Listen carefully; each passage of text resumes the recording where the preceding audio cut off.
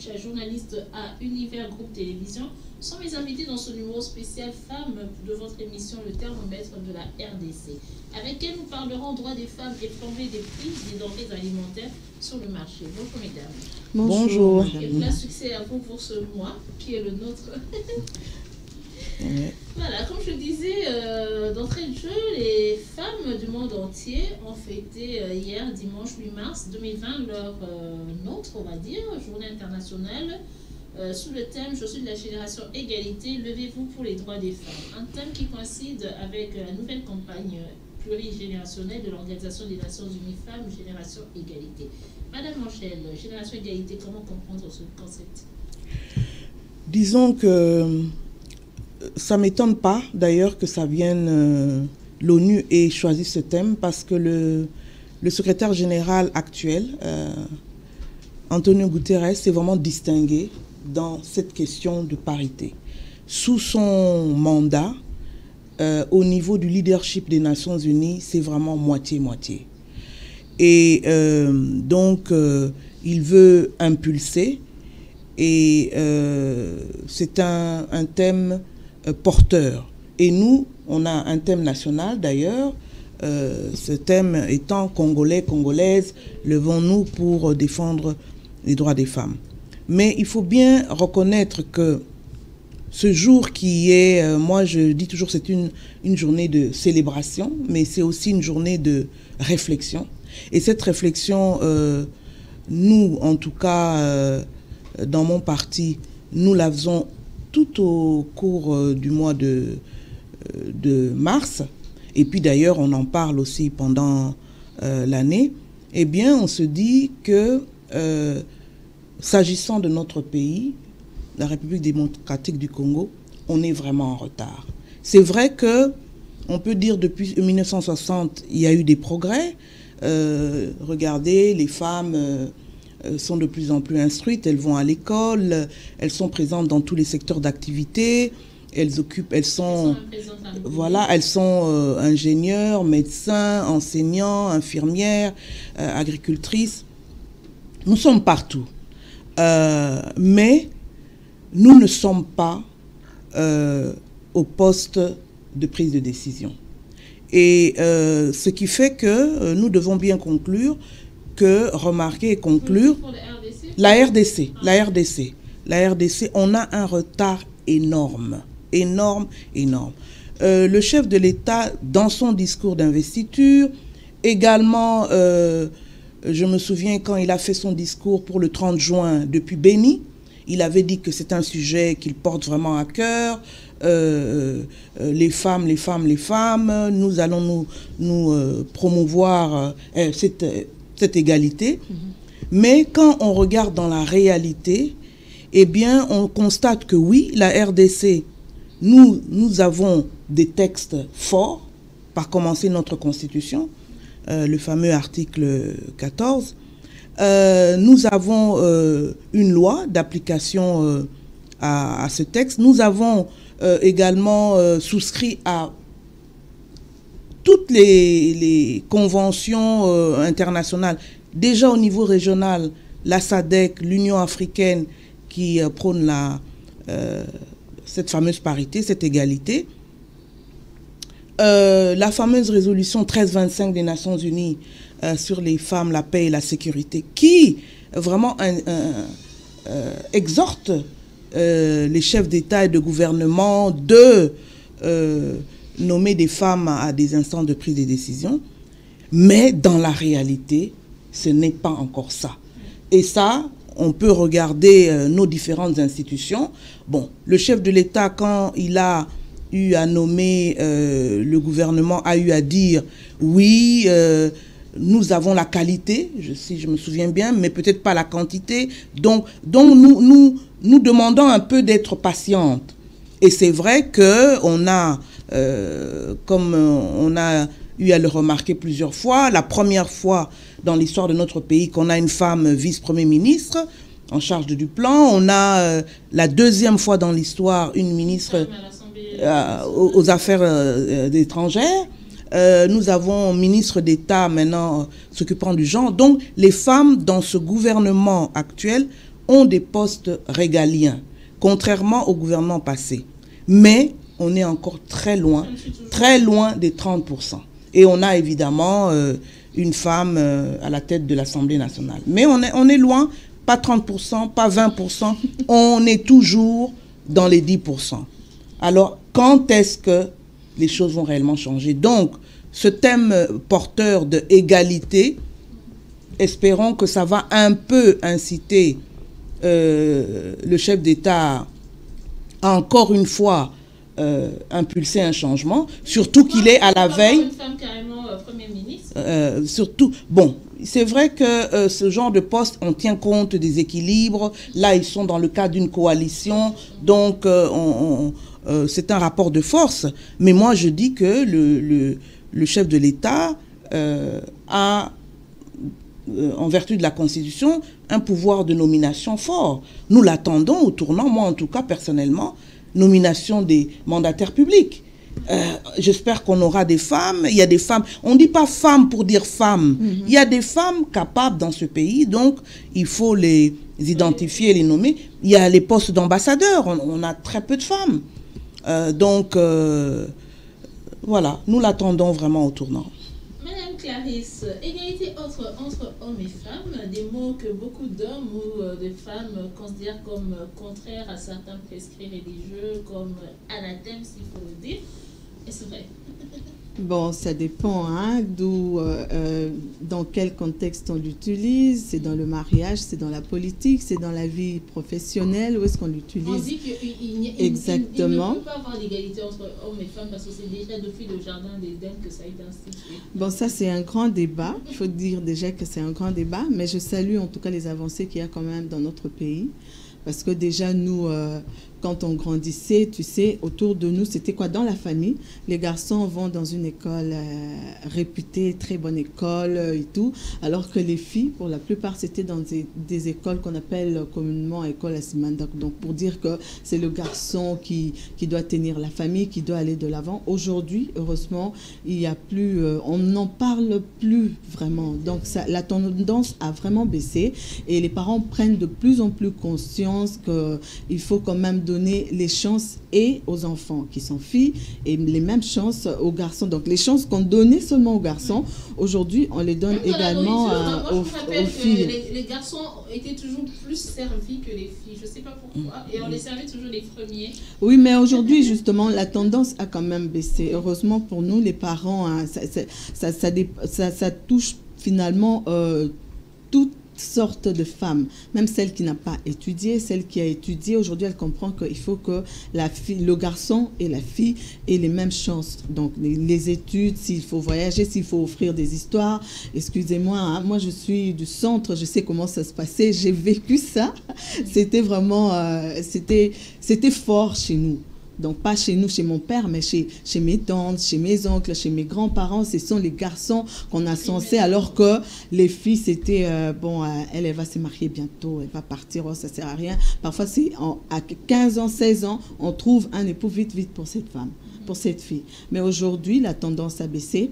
Et du point de vue politique, c'est vrai, on n'a pas encore atteint le niveau qui est recommandé, les 30%. Mais je pense qu'on est quand même sur la bonne voie, puisqu'avant, ministre femme, en tout cas moi quand j'étais petite, je n'en voyais pas trop. Moi je connaissais seulement Maman Nzunziwa Mbombo, qui avait occupé la première Liaou, voilà, Liaou aussi. Mais aujourd'hui, il y a quand même, on peut en compter. Et puis là, c'est bon, ministre, vice-ministre, et je pense qu'on est sur la bonne voie. Mais moi, je pense encore que la femme elle-même aussi, elle doit quand même montrer de quoi elle est capable. Voilà. Les femmes compétentes, il y en a. Parfois, elles ne sont pas ciblées. Mais est-ce qu'elles parfois, elles ne sont pas. Justement, elles ne sont pas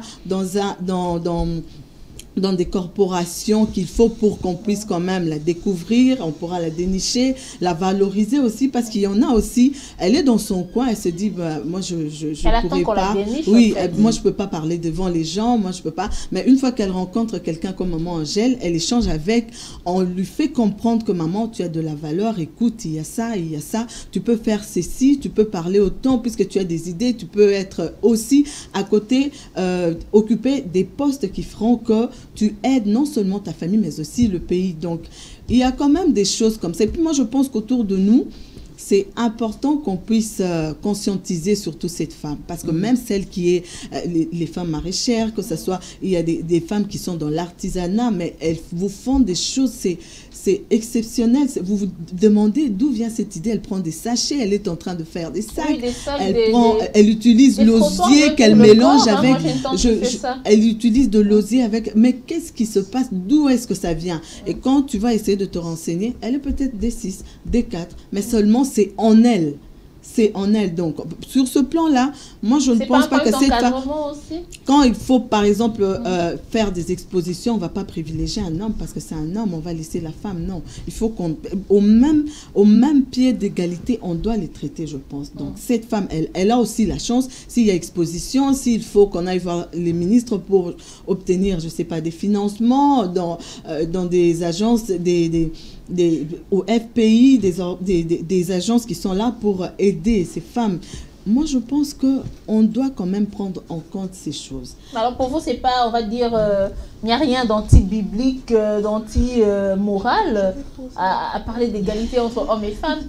Parler égalité entre hommes et femmes, moi je pense que le créateur, dans sa manière de créer déjà, il y a une différence. Mais il ne dit pas que la femme, surtout sur le plan professionnel, excusez-moi, moi je suis chrétienne, je me limite surtout au plan professionnel parce que je ne vois pas pourquoi une femme qui est intelligente.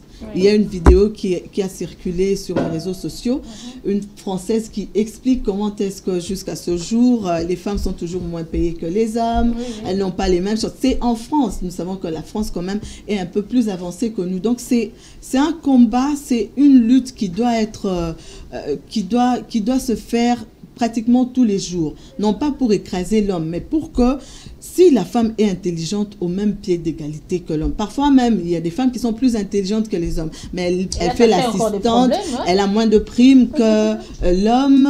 Parfois, au lieu qu'on se limite seulement sur c'est dont elle a la charge, c'est maintenant, on envoie ici, on envoie là-bas, va faire des courses au supermarché et tout ça.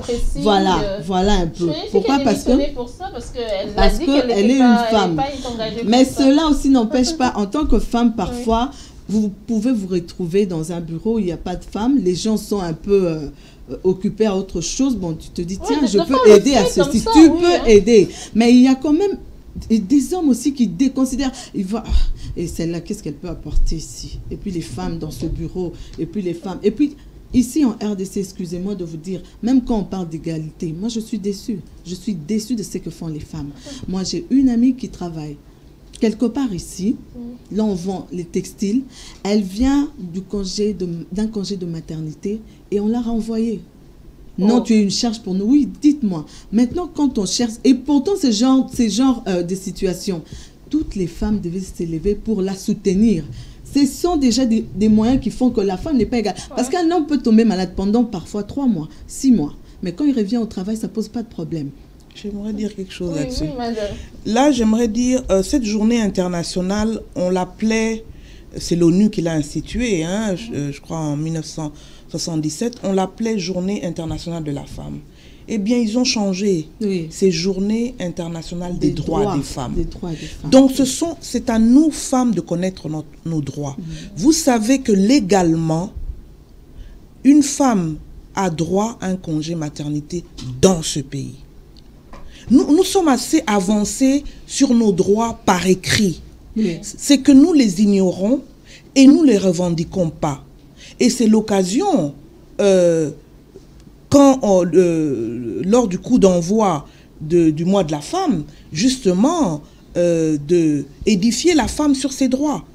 Et si cette femme qu'on a renvoyée parce qu'elle vient d'accoucher, je parie qu'elle a été à l'école, qu'elle est instruite. Eh bien, qu'elle défende ses droits. Il ne faut pas juste accepter ça. Oh, madame, des fois, vous savez, on vous dit, oui, vous allez aller en justice, mais ça va vous coûter très cher. Oui, mais il faut... Et c'est là où moi, je voudrais insister. Vous avez parlé un peu, les femmes vous déçoivent. Effectivement, il y a un problème, surtout dans notre pays. Nous revendiquons la parité, oui, nous devons le faire. Mais n'oublions pas ce que les hommes nous balancent souvent à la figure en disant c'est pas un cadeau, il faut la méritocratie, etc. Oui. Donc, il faut que nous efforcions d'être excellentes, chacun dans son secteur. Il faut, moi par exemple, je peux vous citer, je fais partie d'un club de réflexion que j'ai rejoint il y a plusieurs mois de ça. Quand je suis arrivée, j'ai trouvé 2 femmes. J'ai joint, on était 3. Mais où sont les 2 autres aujourd'hui? Elles ne viennent plus. Donc c'est à nous aussi, femmes, de savoir nous affirmer. Et le problème de la femme en général, mais surtout la femme congolaise, elle n'ose pas. Si je dois parler du domaine politique, combien de femmes qui sont dans des institutions surtout politiques, même au Parlement, que vous entendez intervenir sur les questions, justement. Voilà, sur les questions d'intérêt général, sur les questions de l'heure. Non. Et vous, d'ailleurs, en tant que journaliste, vous plaignez que les femmes ne répondent pas aux rendez-vous, aux émissions. Voilà, elles sont pas. Voilà. Or, la politique, c'est ça. La politique, c'est savoir s'informer, c'est documenter, faire des analyses, et puis oser justement participer à des émissions où on présente son point de vue. Mais sur les grandes questions de l'heure, on n'entend pas les femmes. Alors là aussi, c'est nous qui péchons. C'est nous qui péchons par cette absence que nous avons, que nous avons habituellement. On invite une femme à une émission, elle ne viendra pas, ou etc. Ou carrément, elle ne s'excuse pas. Voilà. Ou la veille, oui. Voilà. Exactement. Donc, c'est là aussi, je dis que c'est notre responsabilité. Vous voulez pouvoir avoir un poste au niveau politique, être nommé dans une institution, eh bien, dans le monde d'aujourd'hui, on ne peut pas, il faut pouvoir s'affirmer, il faut pouvoir être visible, mais pour être visible, il faut accepter d'être dans des émissions comme le thermomètre de la RDC ou d'autres émissions. Mais regardez nos plateaux de télévision, il n'y a pas de femmes. Elles sont totalement absentes. Donc, cette fois-ci, on doit vraiment mettre l'accent sur nos droits. Il faut les connaître, il faut diffuser ces droits, familiariser les jeunes et les moins jeunes à ces droits-là, et puis pour aller de l'avant, hein, ne pas accepter n'importe quoi. Tantia Sakata, bonjour. Bonjour madame. Nous vous recevons, une nouvelle arrivante sur ce plateau ici. Nous sommes en train de parler de droits des femmes, hein, madame Tantia.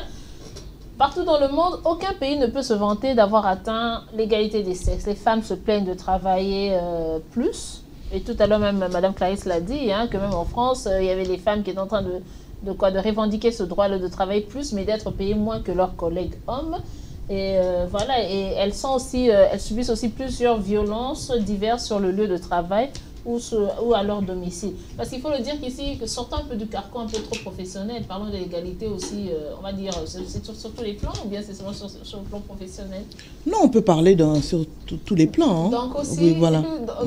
dans nos maisons aussi. Oui, oui. Voilà. Alors, à quoi est dû le constat, ce constat justement que la femme, elle est lésée, qu'elle a moins de, si on peut le dire ainsi, valeur que l'homme? À quoi est dû le constat? C'est peut-être parce que la femme elle-même montre ses faiblesses. Bon, merci. Je vais commencer par m'excuser pour les retards. Et par rapport à ce que vous dites là, il y a déjà eu un écart depuis des siècles. L'homme était privilégié. L'homme allait à l'école. La femme a été éduquée pour les mariages. Et maintenant là que les femmes se sont levées pour revendiquer leurs droits, on doit rattraper cet écart-là. Et pour rattraper l'écart, ça prend du temps. Donc, la femme elle-même doit s'élever. Moi, je donne un exemple. Lorsqu'on concevait au niveau des parlements, lorsqu'on élaborait la Constitution, les femmes congolaises se sont élevées.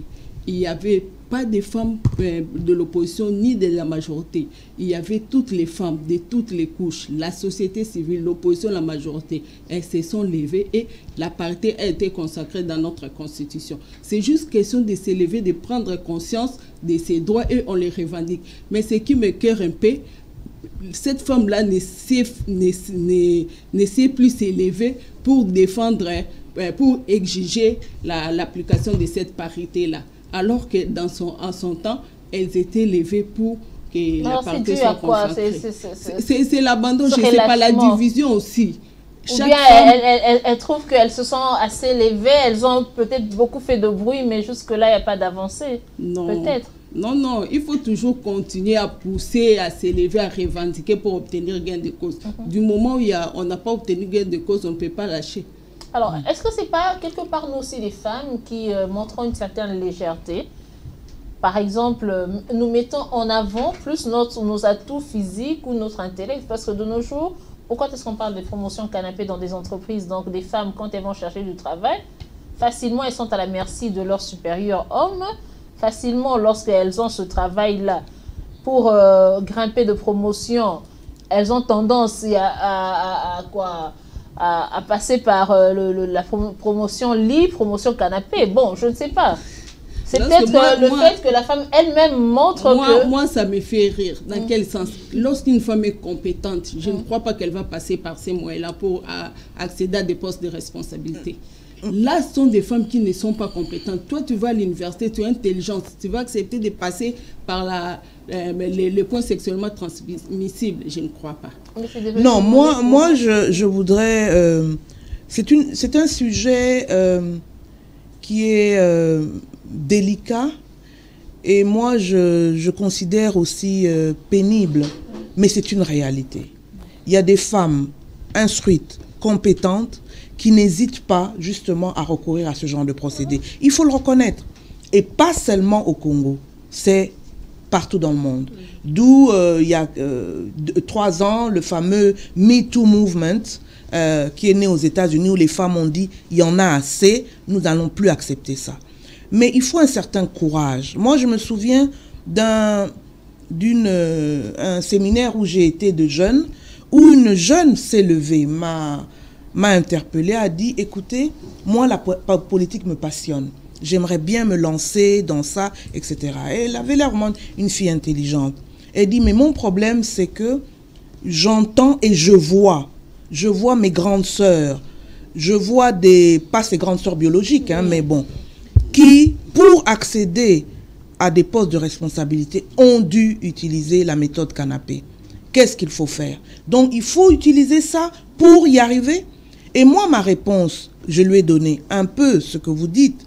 Je lui ai dit non, non et non. Ça vous prendra peut-être un peu plus de temps pour arriver au sommet, parce qu'effectivement, vous n'avez pas recouru à ça.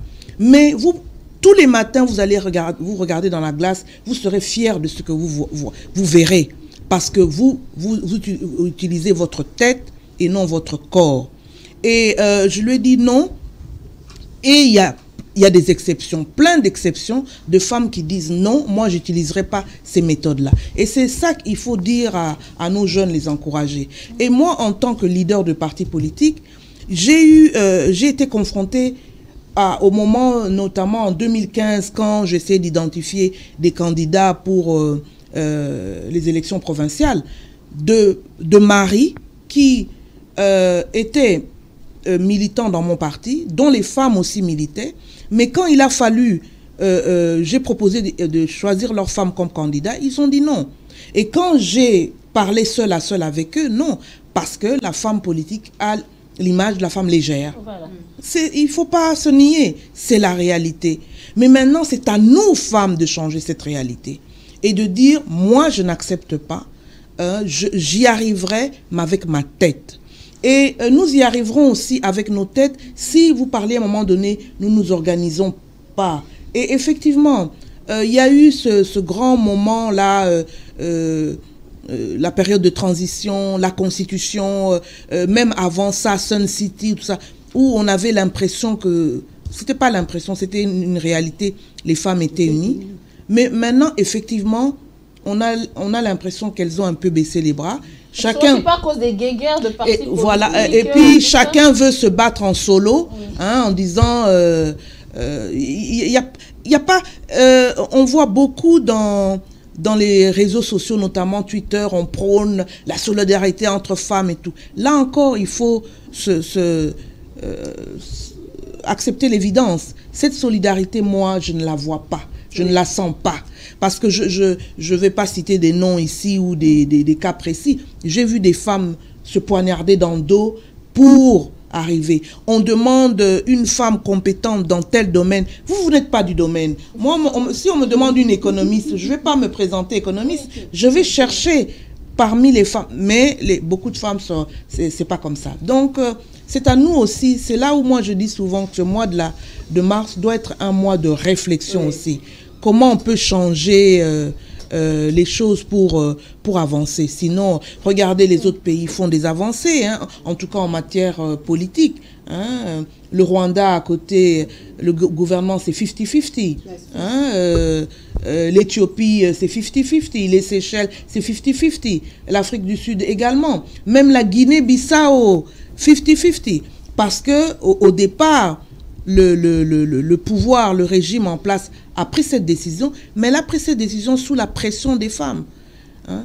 Depuis quand nous, femmes, on a organisé un grand rassemblement de masse ou une marche pour ce genre de revendications? Non. Chacun y va en solo. Oui. En solo pour négocier. Généralement, les femmes, même dans les partis politiques, lorsque les ligues des femmes, généralement, ce sont les caisses de résonance de ce que les hommes disent. Hein. Oui, et les femmes n'osent pas. Et c'est un autre point aussi, où moi brièvement, je ne veux pas monopoliser la parole, j'étais aux concertations nationales, c'est 2014 je crois, j'étais dans une commission assez technique, économie et finances publiques, assise à côté de moi, une femme avec qui j'échangeais, elle avait vraiment, comme on dit, une tête bien faite. Mais à un moment donné, elle avait une remarque à faire, elle me demande, elle me dit... est-ce que tu pourrais pas dire ça? Moi, je dis, mais pourquoi? Je dis, mais ton idée est bonne, vas-y, lève la main. Elle me dit, non, le président de mon parti est dans la salle. Et alors? Voilà, on a tout compris. Voilà. Claire Jucha, peut-on revendiquer, tout à l'heure vous en avez parlé, alors je vous repose la question, peut-on revendiquer l'égalité des sexes lorsqu'on sait que la femme connaît certaines situations naturelles, grossesse, congé maternité, ou on va dire, des fois ce sont des règles douloureuses, des menstrues douloureuses, qui ne lui permettent pas au cours d'une année entière d'accomplir les tâches au même titre que l'homme. Là, on parle de la femme professionnelle. Oui, la femme, c'est pas elle qui a demandé à Dieu de lui créer femme. Déjà au départ, ça, donc, c'est ce que les hommes doivent savoir. Ils sont quand même instruits puisqu'ils travaillent. Ils ont étudié un peu d'anatomie. Ils ont quand même cette notion. Ils savent qu'à une période, lorsque la femme est enceinte, il y a ça. Lorsque la femme est en période de menstrues, il y a ça. Mais seulement aussi, c'est aussi à la femme de ne pas en faire trop. Ça, vous voyez, parce que c'est comme aussi on est en famille, quand on te confie des responsabilités, tu as toujours et toujours d'excuses. Non. Quand c'est un congé de maternité, on connaît, la loi est claire là-dessus, c'est 3 mois, si tu prends 1 mois avant, 2 mois après tu reviens, ou tu peux en profiter dans des entreprises où il y a une certaine organisation, une bonne même je dirais, tu en profites aussi, tu attaches à ce congé de maternité le congé de l'année. Donc ça te fait 3 mois ou 4 mois après l'accouchement, c'est à toi de voir. Mais bon, parfois, il y a des gens qui exagèrent. Hein. Souvent, on le voit aussi dans le bureau. Madame, vous travaillez, c'est ce que vous serez capable. Ici, on travaille... Tiens, moi, on m'a refusé un embauche comme ça. Hein. Ici, on ne travaille pas 8 heures Pourquoi? sur 8. Parce qu'à cause de mon visage acnéique, j'avais la tête de quelqu'un qui commençait une grossesse. Vous vous rendez compte? Ça, c'est totalement illégal. Hein. Voilà. Non, est-ce que vous serez capable, madame? Est-ce que la femme... Moi, je pense qu'on la néglige beaucoup, d'une certaine manière. Mais est-ce que la femme aussi, elle n'en fait pas trop? Non, elle n'en fait pas trop. Vous avez des domestiques, enfin, vous avez des personnes qui travaillent chez vous à la maison. Il suffit d'une petite pluie. Vous allez voir que généralement, l'homme arrive, mais la femme n'arrive jamais. J'y arrive, madame. Moi, je pense que tout part aussi de la famille. On dit que la famille, c'est la cellule de base. Moi, je pense que tout part de là. Moi, j'ai étudié dans une école catholique. Donc, jusqu'à ce jour, il est impossible pour moi de me réveiller à 6 heures. Pourquoi? Parce qu'on était déjà au primaire. Les parents venaient vous réveiller, vous apprêter 6 heures. Vous êtes sur la route, déjà, vous allez à l'école. Donc, tout part de là. Et déjà, à la maison, quand on dit à la fille que tu es une personne comme un garçon, ne sois pas moindre par rapport à... Ne te sens pas moindre par rapport à un garçon. Moi, excusez-moi, je ne veux pas ici... Je parle de ce que j'ai vécu. Tu vois, chez nous, nous sommes du centre. Et puis, chez nous, il n'y a eu que des filles. Alors, je ne vous dis pas ce qu'il y avait à côté. On vous appelle Biloulou par vos oncles, on vous appelle tantôt Magordo, tantôt ceci. Mais notre papa n'était pas dans ça. Pour lui, il dit... Et une fois même, je lui pose la question, on dit que nous n'allons rien faire. Parce que nous sommes des filles. Il dit, ah bon, ils vont voir. On verra si eux pensent que ce sont les garçons qui sont la tête, qui feront de grandes choses. On va voir. Et c'est comme ça qu'aujourd'hui, la plupart d'entre eux commencent à empiéter le pas de notre père. Pourquoi? Parce que pour eux, c'est le mariage et puis c'est fini. Non. Alors qu'elles peuvent faire beaucoup de choses. Donc tu vois comme ça, et ce qui s'est passé, c'est quoi? Vous avez dans une famille des licenciés, vous avez des ingénieurs, vous avez des CC. Alors les gens étaient étonnés, tout part de la maison. Et jusqu'à ce jour, vous voyez que dans cette famille, les gens continuent quand même à se battre. C'est vrai, c'est à un certain niveau par rapport à la société, mais puisque déjà le tonus a été donné déjà dans la famille, elle sait que bon, je dois travailler, mais je dois voir ceci, il y a des choses que je dois revoir. Parce que tu te lèves très tôt matin, tu n'as personne qui peut t'aider, par exemple, à la maison, tu es cette femme qui travaille. Donc, tu dois cuisiner peut-être le matin, tu dois apprêter les enfants, c'est vrai, hein? Il y a des couples où ton mari aussi t'aide. Vous sortez ensemble, mais il t'aide, et puis tu vas au boulot, tu ne vas pas montrer là-bas que tu es fatigué et tout. Là-bas, c'est le travail, tu fais ce qu'il y a à faire, et puis tu repars. S'il y a des problèmes de maladie, ok, c'est bon. Mais il ne faut pas en faire tout le temps. Parce que c'est quoi aussi avec certaines femmes? Ah, je me sens pas bien. Et puis tout le temps, elle montre vraiment qu'elle est affaiblie, elle est malade. Et puis l'employeur, lui, c'est pas ça. La question aussi. Quand il te prend là, déjà, moi, je pense que quand l'employeur te prend, il t'embauche, il se dit, bon, c'est déjà un certain niveau de confiance qui est déjà établi. Mais il ne faut pas lui faire regretter aussi ce choix. Oui, parce que pourquoi, dites-moi, pourquoi est-ce que lorsque un couple a un enfant malade et que l'enfant doit être emmené à l'hôpital ou l'enfant doit suivre les soins à la maison, pourquoi c'est l'homme qui va au travail, c'est la maman qui reste avec l'enfant à la maison? Bon, ça dépend des foyers. Ça dépend. Généralement. Oui, généralement c'est ça, mais c'est aussi mal faire. Si le papa a le temps, écoute, c'est ton enfant. C'est pas parce que moi je suis la mère que l'enfant n'est pas ton enfant. L'enfant il reste ton enfant. Il y a des moments où qui doivent rester ancrés dans la tête de l'enfant pour toute sa vie. Quand papa m'avait amené à l'hôpital et puis il y a eu ça, c'est vrai, il n'aura pas toujours le temps. Et puis ce qui dérange parfois avec les hommes, vous pouvez aller aussi papa et maman à l'hôpital. Tout ce que fait l'enfant comme caprice, certains hommes ne supportent pas. Mais la maman peut supporter, et le papa, il peut faire un effort. Mais ça ne veut pas dire que quand... Moi, j'ai vu des gens, et des pasteurs, des pasteurs qui sont reconnus dans ce pays. Mais l'enfant est malade, il faut voir comment il est devenu comme un enfant aux cliniques universitaires. Il descend de sa jeep, il prend l'enfant, il court, c'est le papa. La maman est venue après. Donc, pour lui, il ne voyait même pas... La maman était à la maison. Il ne voyait pas comment attendre.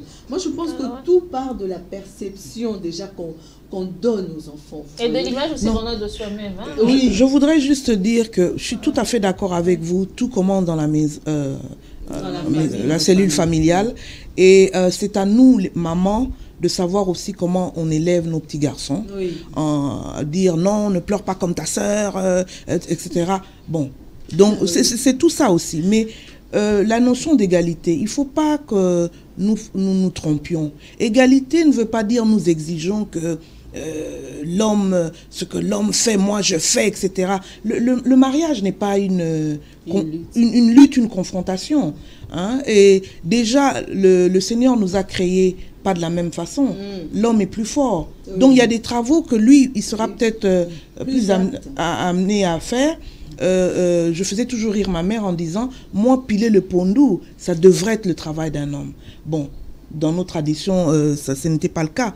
Mais je pense que cette notion d'égalité, il ne faut pas que nous, Africains, nous, Congolais, on la prenne avec agressivité. Oui. Comme nous voyons parfois dans le monde occidental. C'est vraiment une question de dialogue, etc.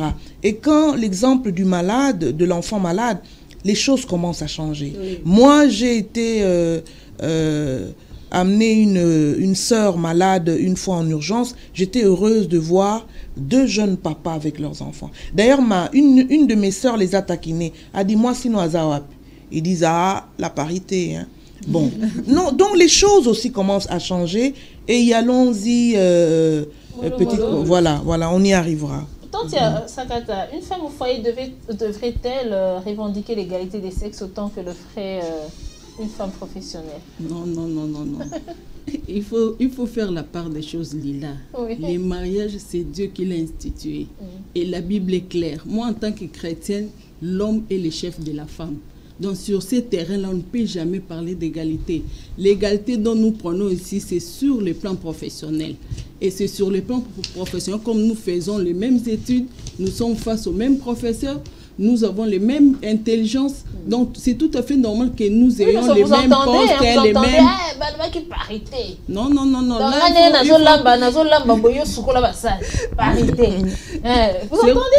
C'est là. Moi, j'avais un mari, il m'a quitté, décédé depuis. Il faisait la cuisine. Le dimanche, c'était lui qui me faisait la table. Donc, c'est pas... La maman dit, c'est pas là que la maman est jugée. Oui, ça dépend de l'homme. Voilà. Tu vois, l'homme n'aime pas qu'on puisse l'imposer. Oui. Et ils aiment bien revendiquer leur autorité. Donc, il ne faut pas chercher à l'étouffer, à l'imposer. Et puis, il y a des tâches ménagères où il aime peut-être mieux faire.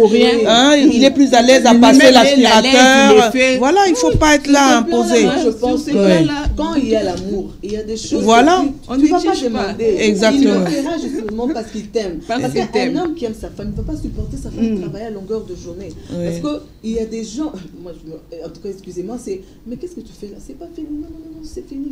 Oui, moi je connais un homme il faut observer les enfants, comment ils jouent, tout ça. Tu peux pas travailler, laisse même moi. Moi, je me rappelle une fois, un grand frère m'a fait appeler chez lui à la maison. Je ne savais pas pourquoi. Il m'a dit, je t'ai appelé pour que tu fasses la cuisine. Ma femme doit se reposer aujourd'hui.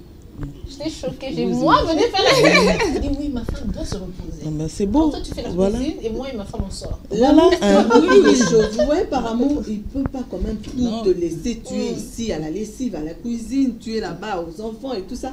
Il peut t'aider. Tu n'auras même pas à dire. Tu n'auras même pas à dire. Et toi aussi, la femme, par amour, tu peux pas te dire que non, même si c'est mon travail, il peut pas tout faire. Fais seulement ça. Moi, je vais laisser et je veux faire. C'est pas un problème. Donc, mais j'aimerais dire un petit mot. Tantia a dit tout à l'heure, je suis chrétienne. Pour moi, l'homme est le chef de la femme. Je suis chrétienne aussi. Mais l'homme n'est pas mon chef. Ah bon, expliquez. L'homme, mon conjoint, mon mari est le chef de la famille. Mais il n'est pas mon chef. La famille, vous en faites partie, oui, famille, le cadre. Le président, vous avez et maintenant, je dis la chose suivante. Mon mari, le mari que j'ai eu pendant plus de 25 ans, n'aimait pas cette notion. Disait, je ne suis pas ton chef. Tu es ma partenaire. Nous sommes complémentaires. Nous voyons, on a une même vision, on doit bâtir quelque chose ensemble. Donc, et ça n'exclut pas, par exemple, j'avais ces sœurs qui étaient étonnées de ma façon d'être. Parce que vu les fonctions que j'avais aux Nations Unies, croyaient trouver une femme qui porte la culotte. Non, j'étais femme.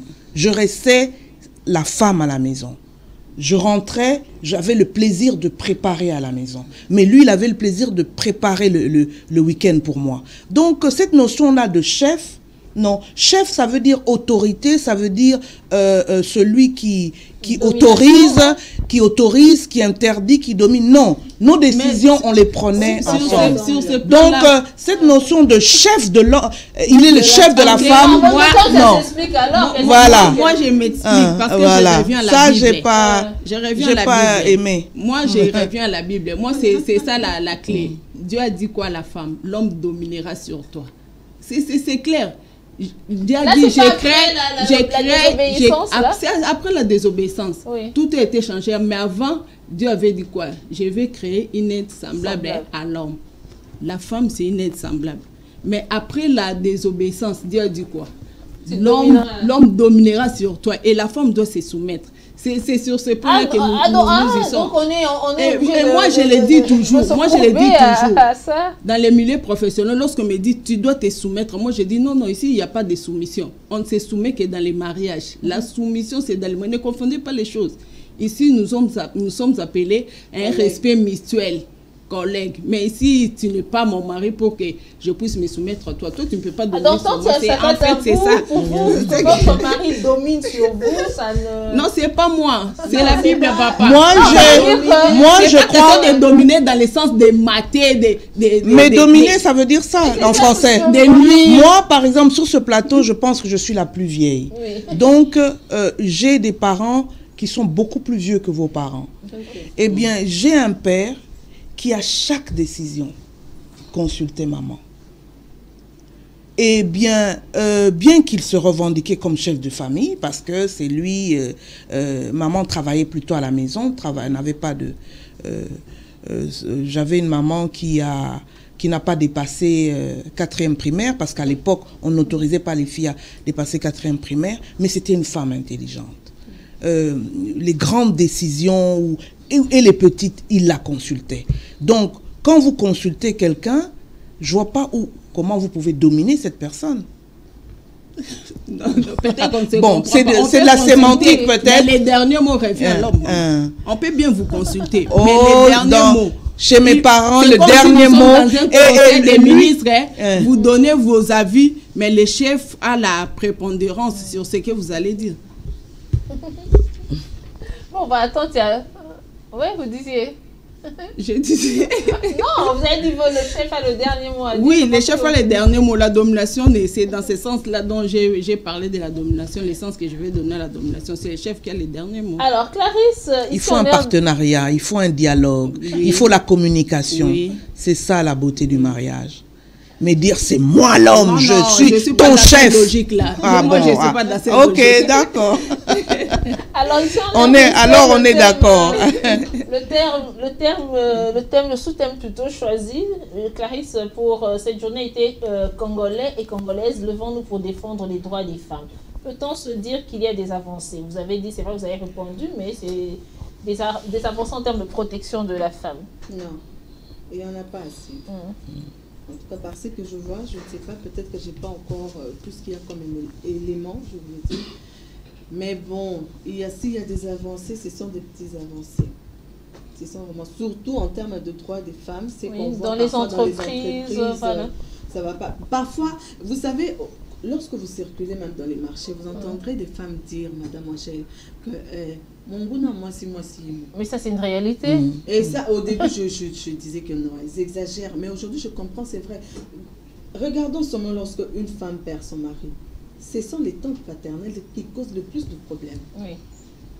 Et lorsque la femme a des problèmes, très peu de femmes viennent vers elle pour... On la critique. Même dans une entreprise, vous verrez, il n'y a que 4 femmes. Mais elles ne sont pas en cohésion. C'est Alex Ranim, c'est quoi cette histoire? Elle est toujours comme ça. M'as-tu vu? Pour rien.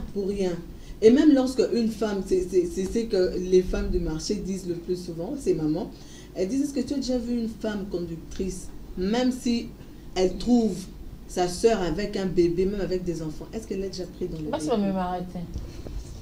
Donc, quand je discute avec elle, le plus souvent, c'est à ce niveau-là. On ne sait pas toujours à quel de personne. Elle dit, le jour où tu verras ça, sache que la femme congolaise aura changé. Donc, le grand combat, c'est surtout que nous devons vraiment créer, je ne sais pas s'il faut dire créer ou créer des structures de sensibilisation. Mais il y en a déjà des structures, pardon, où on peut créer des cohésions de toutes sortes. Parce que la femme aussi qui est maraîchère, celle qui vient... elle vient pour se procurer ses légumes et tout. Celle-là, elle la dénigre parce qu'elle fait le champ. Vous voyez un peu. Il y a plusieurs exemples comme ça. Moi, je pense que... Même déjà entrer au marché, là, il y a des petites guéguerres. Voilà. Quand je vais là, je trouve que c'est... En tout cas, il faut l'encourager. Et parfois même, il y a des choses, je paye comme ça parce que je vois, non, cette femme, c'est qu'elle a fait, c'est super. C'est superbe. Donc, elle est là, elle vend ses légumes, elle peut très vite t'aider à faire des légumes et puis tu pars avec, juste pour attirer de la clientèle. Et pourtant, il y a toute une rangée, personne n'a pensé à ça. Ce sont des histoires qu'on rencontre souvent, qu'on rencontrait lorsqu'on était encore à l'université, au marché de Mbanzalemba, donc derrière l'université de Kinshasa. C'est comme ça. Mais tu vas... au marché de Matete ou je sais pas à Gambela, quelqu'un qui t'aide comme ça. Tu vois, moi je me dis, je viens du boulot, je dois payer. Ah, elle m'aide, ok, on y va vite. Et puis, je rentre à la maison. Les autres, et puis elle avait plus de clients. Elle avait plus, et les hommes et les femmes venaient là, bon, maman, hein, ça là, elle fait. Et les autres étaient jalouses alors qu'il suffisait de réfléchir un tout petit peu. Ouais, De réfléchir un tout petit peu. Donc moi je pense qu'on doit quand même, la femme doit revoir. Mais qui doit protéger les femmes? C'est la femme elle ou bien c'est l'homme? La femme elle-même, et puis elle peut être accompagnée des hommes. Moi, ce combat de l'avancement des femmes, je ne dis pas que c'est seulement notre combat, femmes, mais si, voilà. Et ce que je cite souvent, on a dit Congolais et Congolaises. Et souvent, voilà, et souvent je cite l'exemple justement de cette disposition, l'article 14 de la Constitution, la parité. Je dis que si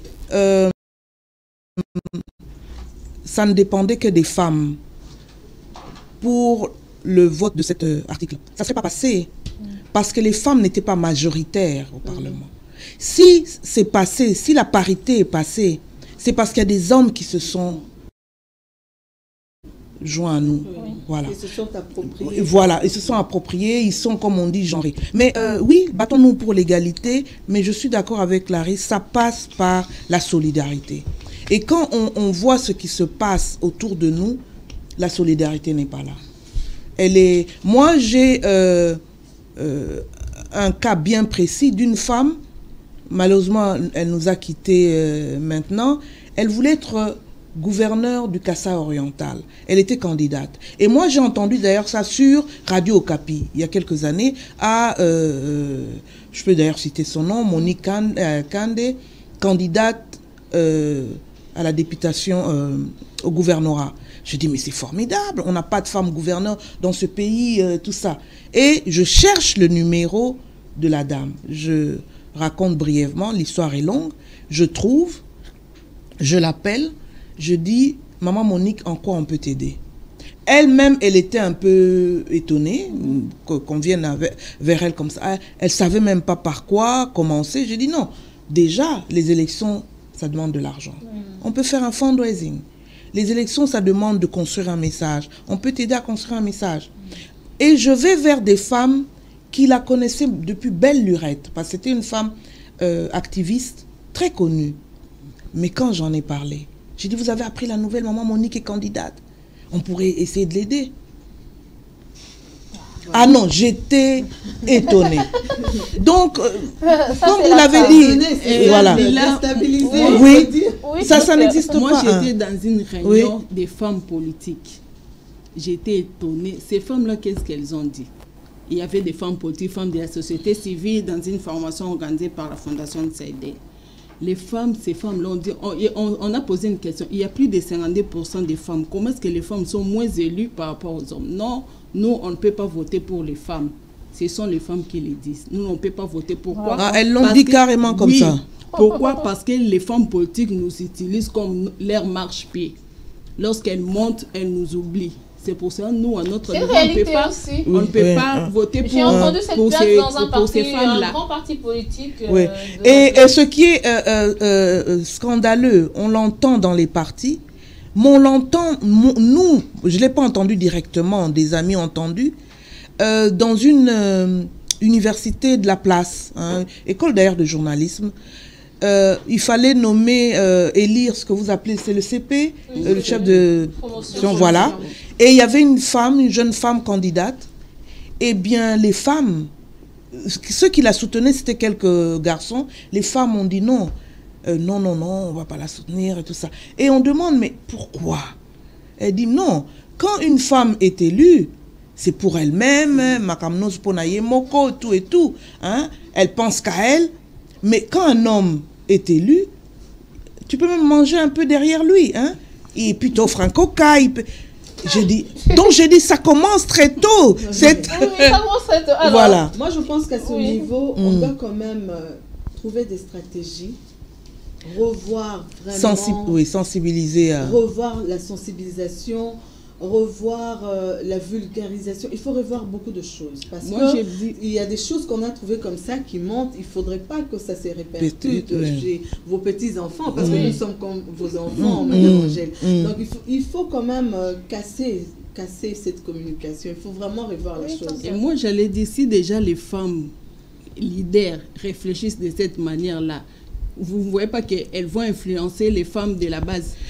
Bon, mais c'est quand même une réalité aussi, hein, le fait de... C'est une réalité. C'est là où... Et maintenant, il faut crever l'abcès, en parler. Mais voyons aussi les femmes chefs d'entreprise. Oui. Regardez, une femme, quand elle est dans un poste de commande dans une entreprise, regardez comment elle se comporte. En tout cas, si on a qui sont sympas vis-à-vis, on va dire, de leurs... pas employés, mais de leurs collaborateurs subalternes, il y en a, c'est vraiment un petit pourcentage. Généralement, c'est le bonjour du matin, il faut le quémander, il faudrait vraiment... Elle marche, elle vous regarde de haut et tout ça. Donc, il y a ça qu'on vit. C'est pour ça que des fois, on se dit, quand un homme est dans une entreprise, aux commandes, par exemple, c'est mieux. Donc, les femmes, comme Clarisse a dit, à ce niveau-là aussi, il y a un sérieux problème. Il y a des femmes qui sont... Je ne sais pas si c'est l'autorité qui fait qu'elle soit complexée, le pouvoir qu'elle a, mais il y a des gens qui sont comme ça. Elles pensent que non, les hommes, je dois les parler comme ça, sinon ils ne vont pas me craindre. Bah oui, justement, elle a tendance à crier sur l'homme, à le mater. Il faut seulement inspirer l'autorité. Vous parlez calmement avec les gens. Moi, je pense que vous parlez calmement, mais quand il faut prendre des décisions, c'est vous qui avez les derniers mots. On n'a pas besoin de crier. On n'a pas besoin de crier. On n'a pas besoin d'avoir des allures surnaturelles parce que franchement, tu montres ce que tu n'es pas. C'est une souffrance finalement. On peut se dire aussi que ça, c'est un complexe. Voilà, c'est un complexe.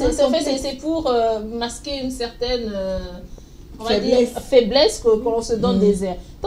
La journée de la femme ici est symbolisée par le port de pagne. Ici en RDC, vous l'avez vu hier. En tout cas, moi aussi, je sais que si je m'étais pointée sans un petit motif de pagne là sur mon habit, ça allait faire un peu, on va dire, mouchin. Elle parle de la femme, mais elle-même, elle a vraiment putaté. Voilà. Alors, le port de pagne. Alors, non, on ne peut pas réduire le combat de la femme par le port de pagne. Oui, justement, écoutez, le port de pagne, les industries textiles, les commerçants, les tailleurs font leur chiffre d'affaires pendant ce mois ici.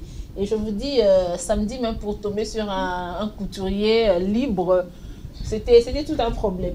Alors, la Congolaise a-t-elle saisi réellement le sens du combat qui a donné naissance au jour du 8 mars? D'une manière générale, non. L'essence du combat n'est pas encore bien perçu. Moi, je vois juste l'engouement. Je viens dans un taxi-bis, j'attends un receveur par là, qui m'boute et là, qui sort mon plat, ce que tu m'as dit que ça l'a été. Hommes et femmes, hier. Moi, je lui dis, mais yo receveur, elle besoin fêter bongo. Beaucoup de gens ont conscience de pour la droit femme et ça caca bière caca ambiance caca, ça se limite à ce niveau là. Si l'engouement qu'on a constaté hier c'était aussi pour défendre les droits des femmes, ça devrait être une bonne chose. Donc c'est une journée d'ambiance, en tout cas à Kinshasa ici, c'est une journée d'ambiance. Dans mon quartier, j'attendais un garçon appelé, mon frère, est-ce que Nakoli Angoulouté? Moi, j'ai dit, c'est quoi ça? Oh, toi, tu ne connais pas les grandes journées où on fête à Kinshasa, notamment le 8 mars. J'ai dit, ah bon? Et toi, non, tu vas aller manger. 1er janvier. Oui. Tu vois, on n'a pas encore bien saisi la quintessence de notre journée des droits des femmes. Mais est-ce que même ces associations de droits de femmes hier ont organisé quelque chose pour vraiment porter ce message? Ces associations, elles étaient toutes au stade des martyrs. Oui, elles étaient toutes. J'ai vu les femmes de la presse aussi et au stade des martyrs. J'ai pas vu ces femmes-là sur terrain au moins pour sensibiliser. Je ne sais pas, peut-être au courant de cette année. Moi, j'aimerais dire la chose. C'est moi ici. Voilà, mais en tout cas, le 8 mars nous termine dans nos bureaux, dans nos associations, sans que nous puissions... Je donne les cas. L'année passée, les thèmes, c'était sur les femmes rurales. Oui. Et ça a été fêté... Non, c'était bien avant. Bien avant. Pas l'année passée. C'était en 2018. 2018. Les thèmes, c'était sur les femmes rurales. Tu as vu les femmes... L'année passée, c'était l'autonomisation, je pense. Oui. C'était sur les femmes rurales. Ça a été fêté ici. C'est pour dire que ces femmes-là sont oubliées. Et je n'ai pas vu les femmes de Kinshasa, des grandes associations, recourir dans nos villages pour au moins connaître. On a parlé des femmes rurales sans pour autant les associer. C'est aussi un problème. On ne connaît même pas les réalités. On parle en l'air, non, ici à Kinshasa. Il fallait que cette année-là, que les 8 mars soient fêtés au moins dans une de nos provinces. Et puis, moi, Moi, hier, j'ai discuté avec mon fils et ma fille. Maman, journée de la femme, je devais porter les panneaux. J'ai dit non, c'est pas la journée de la femme, c'est la journée internationale du droit de la femme. Donc, partout, dans les milieux des enfants, donc vous voyez déjà d'où ça part. Et vous savez que le vendredi... Il fallait que je porte des panneaux. Je lui dis, le port du le vendredi, il y a certaines écoles qui ont fait porter aux enfants, aux filles, le pagne. Moi, personnellement, hein, sur cette question du pagne, je ne suis pas contre. Mais ça ne doit pas se limiter qu'au pagne. Si par exemple ce jour-là, on disait aux petites filles, ah si maman peut t'habiller en pagne, ça sera bien, comme d'autres événements. Mais que ce jour-là à l'école, dans chaque classe, parce que c'est une question importante cette histoire d'égalité, de promotion de la femme. Dans chaque classe, on dise aux enfants, c'est quoi cette journée? Elle vient d'où? Hein? Juste des petites questions comme ça. L'enfant intègre ça, garde. Donc moi, je pense qu'on peut faire les deux. On peut célébrer, on peut fêter. Hein? Moi, parce qu'il y a une vidéo qu'on m'a envoyée de pays occidentaux, et les femmes maintenant refusent même qu'on leur dise bonne fête. Bonne fête. Oui. Hein. Moi je dis même, voilà, moi, avec la fête, voilà, les fleurs, voilà, voilà. Moi je dis pourquoi pas, hein, mais on fait ça plus la conscientisation, plus dire où on en est maintenant. Hein. Toi petite fille, tu peux faire. Et de ce côté-là, j'ai reconnu, j'ai vu qu'on est un peu, on est proche. Parce que moi, j'ai eu un père comme ça aussi. Je dis toujours, mon père a été féministe avant l'heure. Il disait, on était 5 filles, 5 garçons, il disait, ce que ton frère peut faire, tu dois faire. Hein? Les écoles, très bonnes écoles, il a mis les garçons comme les filles. Donc, dis à la petite fille, ce que tu peux faire, comme j'aime cette expression anglaise, c'est le ciel seulement doit être ta limite. Hein? Tu peux devenir ce que tu veux. Voilà, si tu mets du tien. Donc on peut faire les deux. Hein? Elle peut avoir son coca, on célèbre. C'est ta fête aussi. C'est la fête. Voilà. Moi je pense que c'est... Voilà. Non. Et surtout quand on parlera de la flambée des prix, on dit que le Congolais n'a pas d'argent. Le Congolais croupit dans la misère, le Congolais a ça, mais ça ne rate jamais. Le 8 mars, la femme qui n'a pas de pagne... Elle boude. Oui, elle boude seulement. Moi, j'ai même vu des photos, comme quoi le chantage du 8 mars a déjà commencé, où la femme couche par terre, l'homme sur le lit. Pourquoi? Parce qu'il faudrait donner. Voilà. Donc, vous voyez un peu, donc, c'est un peu, comme on dit, paradoxal. Par exemple, les femmes rurales qu'on a célébrées à quelques années, il faudrait maintenant faire le bilan où elles en sont. Ce sont elles qui nous nourrissent. Hein. C'est elles qui s'occupent de l'agriculture, d'ailleurs, en plus grand pourcentage que les hommes. Et ces femmes-là font face à beaucoup de défis. Beaucoup de défis. Aussi. En parlant du pagne, Lila, nous devons tous nous rappeler que celle qui a donné un peu plus d'ampleur au port du pagne le 8 mars, je pense bien c'est Madame Faïda Mangilo. En fait, pour elle, c'était pas seulement le 8 mars pagne. Pour elle, elle voyait qu'il fallait célébrer et elle avait constaté que le port du pagne devenait moins visible. Alors pour elle, elle en avait profité pour demander à la femme congolaise particulièrement de porter le pagne le 8 mars, puisqu'il y avait aussi des tissus pagne comme ça à l'occasion de cette journée.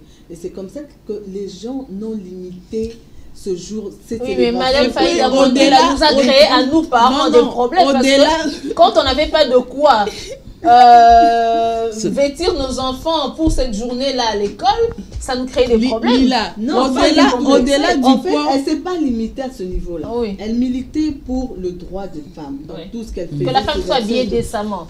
Oui, parmi ces éléments, il y a aussi un habillement décent. Parce que pour elle, elle voyait que c'est vrai, il y avait des cas de viol et tout ça. Mais aussi, il faut que la femme s'examine. Comment est-ce qu'elle s'habille parfois? Pour elle, c'était un des éléments. Il y avait beaucoup d'autres. En tout cas, elle militait pour beaucoup d'autres choses aussi. Alors, vous savez tous que parfois les Congolais tombent toujours dans l'abus.